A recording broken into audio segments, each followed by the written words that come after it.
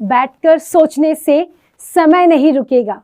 तुम्हें नई शुरुआत के लिए प्रण लेना होगा। हर दिन खुद में कुछ नया जोड़ना होगा। यादों के बोझ को उतार कर कल के लिबास में खुद को उतारना होगा और नया रास्ता चुनना होगा।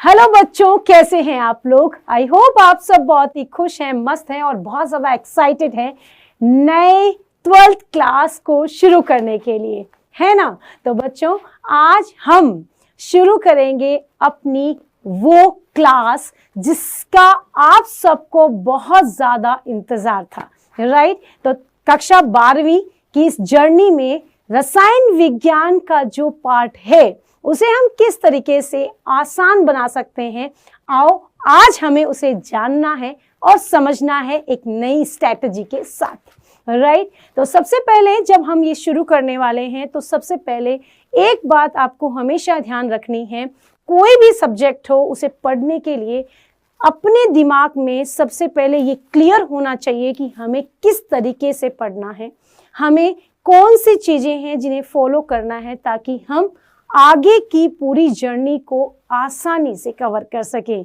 क्योंकि 12th क्लास वो जर्नी है जिसके बाद हम अपने भविष्य को पूरी तरह से क्लियरली देख सकते हैं कि हमें नीट जेई किस फील्ड में उतरना है। तो हमें 12th क्लास, जैसे हमने 11th को कवर किया है बहुत ही अच्छे से, मैं वही उम्मीद आपसे अभी भी करूंगी कि 12th क्लास में भी हम उतनी ही मेहनत और जोश के साथ सारे कॉन्सेप्ट क्लियर करें ताकि अब 12th के बाद जब आप नीट और जेई का एग्जाम दें तो आपको लगे कि हाँ, ये एग्जाम भी फर्स्ट अटेम्प्ट में क्लियर किया जा सकता है, राइट? तो हम किस तरह से इस मतलब जर्नी को शुरू करेंगे, किस तरह से हमें स्टार्ट करना है, तो सबसे पहले आपको जो बात ध्यान रखनी है वो ये है कि आप जब केमिस्ट्री पढ़ रहे हैं, रसायन विज्ञान जो शुरू करेंगे, तो किताब आप खरीदेंगे, बुक तो आपको खरीदनी ही है। सबसे पहला काम यही है, हर बच्चा बुक खरीदेगा और 12th का सबसे अच्छा पार्ट यही है कि विद्यालय के स्तर पर मैं बात करूं तो हमेशा आपको आपका जो बोर्ड है, जो स्टेट है, उसके अकॉर्डिंग ही बुक खरीदनी चाहिए क्योंकि उस बुक के अकॉर्डिंग ही आपका पेपर होता है, उससे बाहर कुछ नहीं जाता। तो बेसिकली जो जिस बोर्ड का है बच्चा, उसी बोर्ड की बुक को खरीदना है। जैसे बेसिकली हम बात करें तो एनसीईआरटी जो है वो सिलेबस को अच्छे से कवर कर रहा है, तो आपको एनसीईआरटी की रसायन विज्ञान की 12th की बुक सबके पास होनी चाहिए। कोई भी बच्चा ऐसा नहीं हो कि उसके पास बुक नहीं है, चाहे वो अपने सीनियर से ले लें या फिर कहीं से भी अरेंज करो, बस लेकिन किताब ज़रूर खरीद लें, राइट? उसके बाद किताब जैसे ही हाथ में आती है तो सबसे पहली बात कि इस किताब में क्या होगा, हमें इसको कैसे पढ़ना है। आप खोलेंगे, पेजेस को इधर उधर करेंगे, बट नहीं, अब हमें पता होना चाहिए क्या कि आपकी जो केमिस्ट्री है वो बेसिकली 12th की केमिस्ट्री की मैं बात करूं तो वो 4 पोर्शन में डिवाइड है। बेटा ध्यान से सुनो और अपने कॉपी पेन में लेकर ये सब चीजें आज ये फर्स्ट पेज पर जरूर लिख लें। डन? तो केमिस्ट्री में 4 पोर्शन होते हैं, हमेशा ध्यान रखना है। सबसे पहला होता है आपका फिजिकल, उसके बाद में ऑर्गेनिक केमिस्ट्री और उसके बाद में क्या होता है आपका inorganic chemistry. Physical, organic, inorganic और बायो केमिस्ट्री, राइट? ये चारों पोर्शन आपको कवर करने होते हैं पूरी बुक के अंदर, राइट? अदर कोई बुक नहीं खरीदना है बेसिकली अभी तो 12th के लिए, तो आपको कोई अदर बुक नहीं, कोई भी अलग राइटर नहीं, आपको अभी एनसीईआरटी बेस्ड आपका जो बोर्ड जो बुक अलॉट कर रहा है उसी बुक में ये चारों पोर्शन आपको मिलेंगे। डन? जब ये चारों पोर्शन हम देख लेते हैं तो हम अब बढ़ते हैं आगे कि ये चारों जो आपके भाग हैं, ये भाग आपके चैप्टर्स में कैसे डिवाइड है, यानी कि टोटली आपकी बुक में कितने चैप्टर है वो तो जानना होगा, ये तो पता चल गया। तो अब आपके पास कितने चैप्टर है, तो उसके आपके लिए ये आपकी बुक में 16 चैप्टर सबको नजर आएंगे।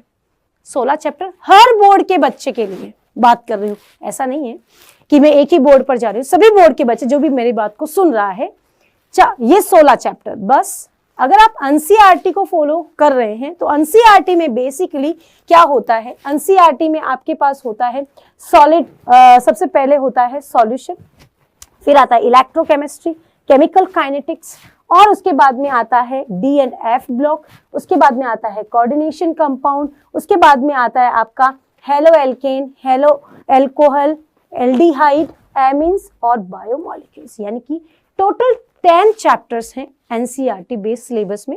और केवल बिहार बोर्ड ऐसा बोर्ड है जिसमें ये सारे चैप्टर्स आते हैं, इसीलिए मैंने 16 चैप्टर पूरे नाम लिख दिए ताकि कोई भी बच्चा ये ना सोचे कि मैम हमारे तो इससे भी ज्यादा है। इससे ज्यादा नहीं हो सकते, केवल 16 चैप्टर ही होंगे, बिहार बोर्ड में होते हैं। और उसके बाद में जो एनसीईआरटी बोर्ड एनसीईआरटी का जो सिलेबस है उसमें ये 10 चैप्टर्स रिसेंटली चल रहे हैं। ठीक है, ये चैप्टर्स आपको मालूम चल गए। अब सेकंड बात कि मैम चैप्टर तो नाम मालूम चल गया, इस चैप्टर में हमारे चारों पोर्शन कैसे कवर होंगे, आइए एक नजर फटाफट डालते हैं। तो जैसे ही आप लोग सॉलिड स्टेट सॉल्यूशन, इलेक्ट्रोकेमिस्ट्री और केमिकल काइनेटिक्स और सरफेस केमिस्ट्री की बात करते हैं तो ये आपका हमेशा क्या होता है, फिजिकल केमिस्ट्री का पार्ट होता है, राइट। उसके बाद मैं बात करूं तो आपका 9th तक जो होता है, यानी कि 6, 7, 8 और 9 जो होता है ये होता है आपका इनऑर्गेनिक। उसके बाद में 10, 11, 12 जो होता है बेटा वो होता है ऑर्गेनिक केमिस्ट्री, राइट। उसके बाद जो आता है वो आता है कौन सा भाई, उसके बाद आता है बायोकेमिस्ट्री। डन, क्लियर है, कोई दिक्कत नहीं है, किसी को भी कोई भी डाउट होना भी नहीं चाहिए, यहां तक सबका क्लियर हो चुका है। ठीक है, ये ऑर्गेनिक, इनऑर्गेनिक, फिजिकल, बायोकेमिस्ट्री सब चारों पोर्शन को पूरा सिलेबस कवर कर रहा है। ठीक है, ये सब चीजें ऐसी की ऐसी उतार लेना। अब आते हैं हम, जब अपन ये सब चीजें पढ़ लिए हैं, हमें पता चल गया है कि हमारी केमिस्ट्री की बुक में 4 भाग होते हैं, चारों भागों को चैप्टर्स में कैसे डिवाइड किया गया है। अब हम पढ़ने की तरफ ग्रोथ करते हैं। जब हम 12th क्लास शुरू करते हैं ना तो दिमाग में ऐसा होता है अभी तो शुरुआत है, कर लेंगे 1 चैप्टर 2 चैप्टर, नहीं, वो बैकलॉग होना शुरू हो जाता है। ये सबसे गंभीर समस्या है आप बच्चों की, बैकलॉग हो जाता है, बहुत जल्दी हो जाता है। क्यों? क्योंकि हमें पता ही नहीं होता है ना कि हमें शुरुआत कैसे करनी है। कुछ नहीं, आज ही सभी बच्चे अपने बेसिक जो आपने 11th में पढ़ा था उसको लेकर आपको आना है। पहले से हमेशा हम कहते नहीं है कि रात गई बात गई, बीत गया सो बीत गया, अब आगे चलो, नहीं, जो बीत गया उसको साथ में लेकर चलो, उसके गुणों को अपने अंदर साथ में रखो ताकि जो चीजें आपने पीछे सीखी है वो भविष्य में आपके काम आए। 11th में जो सीखा है वो 12th में बहुत काम आता है, इसीलिए 12th इजी हो जाती है। और जो 11th के कॉन्सेप्ट भूल जाता है उसके लिए 12th हार्ड हो जाती है। 12th की केमिस्ट्री बहुत हार्ड हो जाती है, पर नहीं, अब हम थोड़ा सा अपने आप को चेंज करेंगे, यही तो हम चाहते हैं। एक ही पैटर्न से रोज पढ़ोगे तो रिजल्ट भी फिर वैसे ही आएंगे। अगर आपको रिजल्ट अच्छे लाने हैं तो अपनी पढ़ने के तरीके को भी बदलना होगा। ठीक, तो अपने को अब क्या करना है, अपने को पता होना चाहिए कि 11th के कौन से वो टॉपिक्स हैं जो 12th की केमिस्ट्री को इजी बनाते हैं। आप कुछ ना पढ़ें, 11th में आपने कुछ पढ़ा नहीं पढ़ा, समझ आया नहीं आया, डजंट मैटर, बट ये टॉपिक्स अगर आपने अभी तक भी नहीं पढ़े हैं तो प्लीज अभी भी पढ़ लो, क्योंकि 12th इनके बिना थोड़ी सी टफ हो जाती है ना। ये टॉपिक्स आपको आने ही चाहिए, ये कवर करने 11th में। डन, कौन कौन से भाई, मोल अवधारणा है, यानी कि मोल कॉन्सेप्ट है। अगर आपको ये मोल कॉन्सेप्ट, मोलरता नहीं आई तो आपका फिजिकल केमिस्ट्री का जो पोर्शन है वो कवर नहीं हो पाएगा, है ना, उसके न्यूमेरिकल्स कवर नहीं हो पाएंगे। अगर ये कॉन्सेप्ट क्लियर है तो आप बहुत इजीली न्यूमेरिकल्स को कर लोगे, है ना, जो एग्जाम में आते हैं, आप सब जानते हैं। डन, उसके बाद में अपना अगला जो टॉपिक आता है वो होता है संकरण और अतिसंयुग्मन, है ना। ये वो टॉपिक्स है जो ऑर्गेनिक केमिस्ट्री में बहुत मैटर करते हैं, साथ ही इनऑर्गेनिक केमिस्ट्री में भी बहुत मैटर करते हैं। जैसे कोऑर्डिनेशन कंपाउंड है, उप सह संयोजक यौगिक वाला चैप्टर है, वहां बहुत मैटर करता है।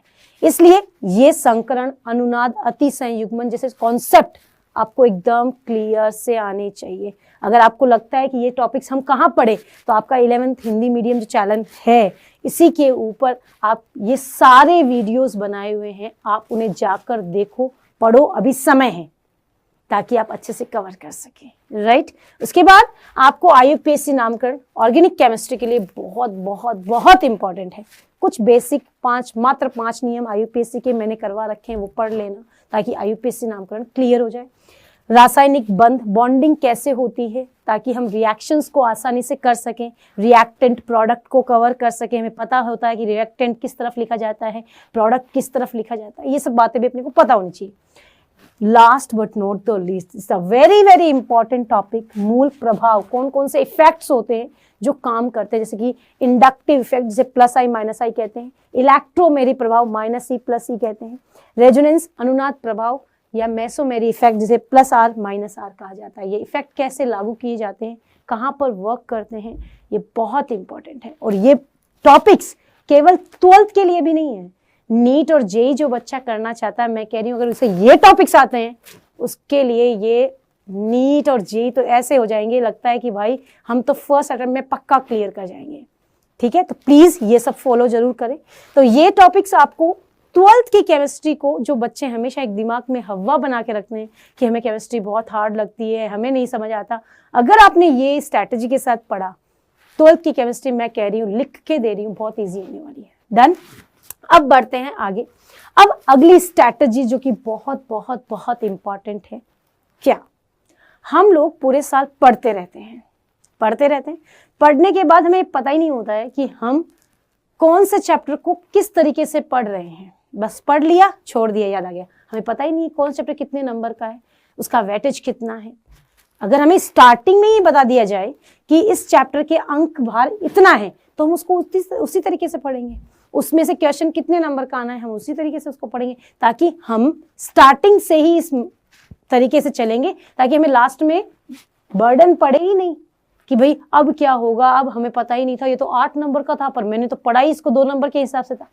नो, हम स्टार्टिंग से ही ऐसे करेंगे। यानी कि अब हम बात करेंगे सिलेबस में जो चैप्टर्स है उनका वेटेज क्या क्या है, राइट। यानी कि वेटेज पे बात कर लेते हैं। आपको पता है कि एनसीईआरटी बेस्ड इस सिलेबस को मैं देखूं तो आपका सॉल्यूशन जो चैप्टर है विलियन, अगर मैं विलियन की बात करूं तो विलियन जो चैप्टर है आपका, उस विलियन में क्या होता है, विलियन के अंदर जो है वो चैप्टर कितने मार्क्स का है, 7 मार्क्स का है।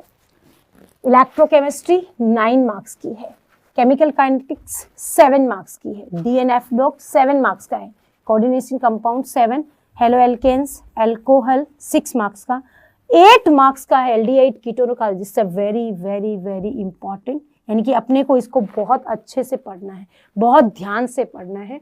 साथ में बायोमॉलिक्यूल्स और एमिन्स, ये भी अपने को पढ़ने हैं। यानी कि सबसे ज्यादा वेटेज एक तो क्या है आपका वैद्युत रसायन का है, और दूसरा है ये बहुत इंपॉर्टेंट, यहाँ से आते हैं आपके क्या भाई न्यूमेरिकल आते हैं और यहाँ से रिएक्शंस आती हैं। तो इनको आपको ध्यान से, नेम रिएक्शन बेसिकली इस चैप्टर से उठाता है बड़े क्वेश्चंस के लिए, तो अपने को इन चैप्टर्स को बहुत अच्छे से देखना है, राइट। ये भविष्य में भी अपने को काम आने हैं। तो पता चल गया ना, जिसका वेटेज जैसा है उसी के अकॉर्डिंग उसको अपने को कवर करना है। डन, बात समझ में आ गई होगी, सबको क्लियर हो गया होगा।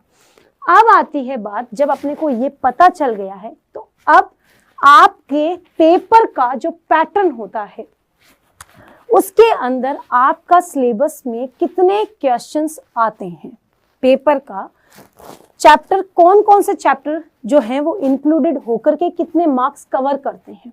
तो बेसिकली फिजिकल केमिस्ट्री जो आपके चैप्टर्स हैं वो 25 मार्क्स कवर करता है। यानी कि आपको 25 मार्क्स यदि रखने हैं, लाने हैं, तो फिजिकल केमिस्ट्री को अच्छे से कवर करना होगा। सेकंड, इनऑर्गेनिक केमिस्ट्री को 14 मार्क्स और ऑर्गेनिक केमिस्ट्री को 31 मार्क्स। सबसे ज्यादा वेटेज ऑर्गेनिक केमिस्ट्री का, यानी सबसे ज्यादा क्वेश्चंस यहीं से उठते हैं, बड़े क्वेश्चन भी यहीं से आते हैं। 5 मार्क्स क्वेश्चन जो होते हैं केमिस्ट्री में, ऐसा नहीं है कि 5 मार्क्स मतलब थ्योरी में बहुत कुछ लिखना है, नहीं, 1 मार्क्स करके आपको 4 क्वेश्चन दे दिए, 5 क्वेश्चन दे दिए, तो 1 मार्क्स के 5 क्वेश्चन, 5 नंबर आ गए। केमिस्ट्री का ये जो 1+1+1 वाली जो स्ट्रैटेजी है, जो मतलब कि मेथड है पेपर का, it's a very amazing method है ना। जो मेथड चलाए गए हैं बहुत अच्छा मेथड है, आप उससे अच्छे से मार्क्स कवर कर सकते हैं। लेकिन 5 नंबर का अगर पूरा क्वेश्चन एक ही दे दिया जाए, उसको लिखते जाओ, 5 मार्क्स में कितना लिखेगा बच्चा, राइट। तो उसको कवर करने के लिए आपको सबसे अच्छा से ये टॉपिक्स अच्छे से कवर करने हैं, राइट। क्लियर हो गया। तो ये तो हो गया आपका क्वेश्चन पेपर के अंदर कितने मार्क्स के क्वेश्चन लाने के लिए हमें कौन से चैप्टर को अच्छे से कवर करना है, पता चल गया। अब पेपर का पैटर्न क्या होता है, बेसिकली पेपर के पैटर्न की बात करूं बेटा, तो हम लोग 2 तरीके से अभी यहाँ पर बात कर रहे हैं। एक तो बिहार बोर्ड के बच्चे होते हैं और अदर बोर्ड के बच्चे होते हैं। बिहार बोर्ड में बेसिकली क्या होता है, एमसीक्यूज ज्यादा आते हैं, है ना, 70 मार्क्स के MCQs होते हैं। तो आपको MCQs की लाने अगर अच्छे से करना है तो आप एक तरीका जरूर अपनाना, आज से स्टार्टिंग से ही। मैं कहती हूँ बीच में जो चीजें पकड़ी जाती है उनके रिजल्ट मुझे नहीं पता होते कैसे हैं, बट जो बच्चा स्टार्टिंग से पढ़ता है उसके रिजल्ट जो होते हैं हमेशा सुनहरे होते हैं। ये मेरा अनुभव है, 12 साल का मेरा अनुभव ये कहता है कि जो बच्चा स्टार्टिंग से साथ में पढ़ेगा उसके रिजल्ट हमेशा सुनहरे आएंगे, राइट। तो यहाँ पर 70 मार्क्स के यदि MCQs है तो आपको 1 लाइन टू लाइन चैप्टर को अच्छे से, जो मैम नोट्स बनवा रही हैं उनको अच्छे से बनाओ, हमारे साथ साथ बनाओ, नोट्स के अलावा कुछ नहीं, बट नोट्स को अच्छे से बनाओ। फिर जो मैम लोग MCQs करवा रहे हैं, हम लोग आपको MCQs कराते हैं और प्रीवियस ईयर्स क्वेश्चन PYQs कराते हैं, और जो हम आपको मॉडल पेपर्स करा रहे हैं वो कंटिन्यू हमारे साथ सॉल्व करो। जो क्वेश्चन नहीं आता, जहां डाउट आता है वो पूछो, लेकिन वो हमारे साथ साथ करो, ताकि आपके MCQs जो है वो कतई गलत ना हो, है ना। यहाँ पर मार्क्स अच्छे से स्कोर किए जा सकते हैं, तो बच्चों ध्यान करना। सेकंड, अदर बोर्ड के जो बच्चे होते हैं उनमें क्या होता है कि MCQs आते हैं 1 marks, 2 marks, 3 marks, 5 marks question की एक अलग से क्या होता है पूरा पैटर्न होता है, यानी खंड A, B, C, D 4 खंडों में पेपर पूरा आता है। तो आपको इस तरह से उनको कवर करना होता है। क्लियर है, बात समझ में आ गई होगी। तो इस प्रकार अपन क्या कर सकते हैं, पूरा पेपर किस तरह से बनाया जाता है उसके अकॉर्डिंग भी हम तैयारी कर सकते हैं, राइट। लेकिन ये सब बातें अपने को स्टार्टिंग में ही पता हो तो हमारा पूरा माइंड खुल जाता है कि ओके डन, हमें ऐसे ही पढ़ाई करनी है, राइट। तो अब आपको मालूम चल गया है कि हमें स्टार्टिंग से केमिस्ट्री को कैसे कवर करना है, ताकि हम दूसरे बच्चे जो हमेशा कहते हैं कि केमिस्ट्री हार्ड होती है, हम नहीं कहेंगे, राइट। तो बच्चों अब आप लोग तैयार हो जाओ जल्दी से, पहली क्लास जो हम जल्दी ही आपसे मिलेंगे, है ना, 12th क्लास की पहले चैप्टर के साथ। तो तब तक जब क्लास स्टार्ट करूं उससे पहले वो सारे कॉन्सेप्ट 11th के जो मैंने बताए हैं वो सब अच्छे से कवर करना, अच्छे से सारे चीज़ों को अपने सिलेबस को नोट डाउन करके रखना, ताकि पहला चैप्टर जब हम शुरू करें ताकि आप बहुत ही अच्छे से उसको उसके कॉन्सेप्ट के साथ क्लियर करें, right. Okay, thank you, bye, take care.